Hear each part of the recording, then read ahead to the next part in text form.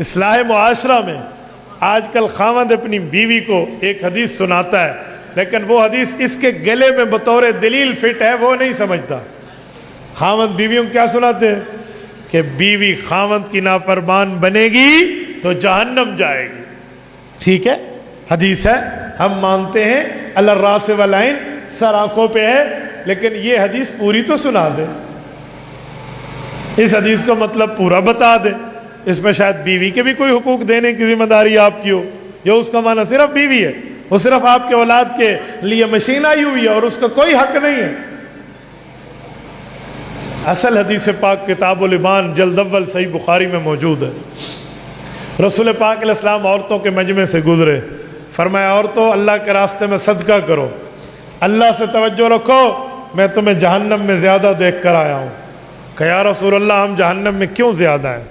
کہا اسی لیے کہ تم دو کام کرتی ہو اور وہ بہت برے ہیں، تکثرن اللعن و تکفرن العشیر، تم میں لعن تان جزا فضا کا بہت بڑا ایک عنصر پایا جاتا ہے۔ مثلا بیمار ہو جائے نا بچہ تو کہیں گے بیماری نے میرے گھر کا دروازہ دیکھ لیا تھا، اس تکلیف نے میرا منہ دیکھا تھا۔ یہ تقدیر کے خلاف بات ہے، یوں نہیں کہنا چاہیے۔ نمبر دو، تکفرن العشیر، تم اپنے خاوندوں کی نافرمان ہو۔ بس اس کا ترجمہ اٹھا کے ہر خاوند بیوی کو سنا دیتے، اور جو بیوی کا معاملہ بیچاری کو نہیں مانا، نہیں مطلب پتا، تو چپ کر جائے گی اور یہ اس کے حق کھا جائے گا۔ تو یہاں تکفرن زوج نہیں ہے، خاوند کا انکار کرتی ہو، تکفرن العشیر ہے۔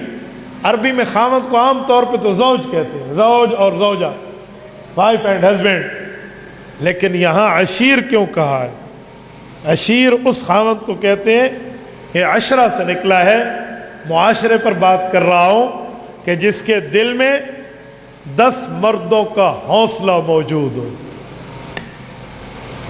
کسی ایک بات پہ بیوی سے دل ٹوٹا تو دوسرا دل حوصلہ لگا لیا، تیسرا لگا لیا، برداشت کر لیا، برداشت، 10 مردوں کا حوصلہ اس کے دل میں ہو، یہ عشیر ہے۔ اس کی نافرمان بیوی جہنم جائے گی۔ لیکن آج کل تو بیوی کی چھوٹی سی بات پہ خاوند اٹھا کے منہ پہ تھپڑ دے مارتا ہے، یہ سمجھتے ہیں میری نافرمانی میں عورت جہنم جائے گی۔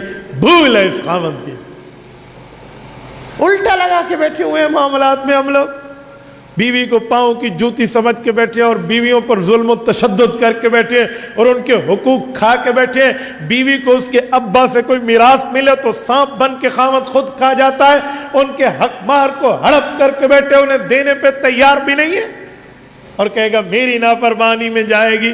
سبحان اللہ، تیرے بیٹے بڑے ہو کے تجھے بتائیں گے کہ ابا کا بیہیویئر اماں سے کیا تھا۔ تو بھائی اصلاح معاشرہ میں ہمیں اپنی فیملی سے شروع کرنا چاہیے۔ یہ اصلاح معاشرہ میں کوئی نہیں نظر آ رہا، یہ ہمیں نہیں بتایا، سنایا، سمجھایا جا رہا۔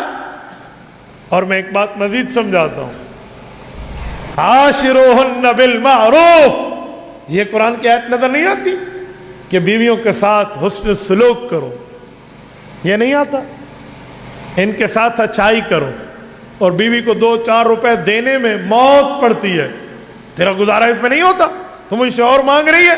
حالانکہ قرآن کیا کہتا ہے؟ وَآتَيْتُمْ إِحْدَاهُنَّ قِنْطَارًا، چوتھا پارہ آخری صفحہ اٹھائیں ذرا دیکھ لیں رب کائنات کیا فرماتے ہیں۔ وَآتَيْتُمْ إِحْدَاهُنَّ قِنْطَارًا، فرمایا تم چاہو تو اپنی بیوی کو جہیز، بیوی کو حق مہر میں سونے کی ڈھیر بھی دے سکتے ہو۔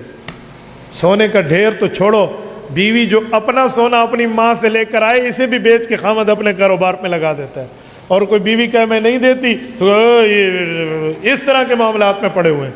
بھئی یہ کوئی بیوی ہے؟ یہ یوں ہے؟ پھر اسے معاشرے میں غلط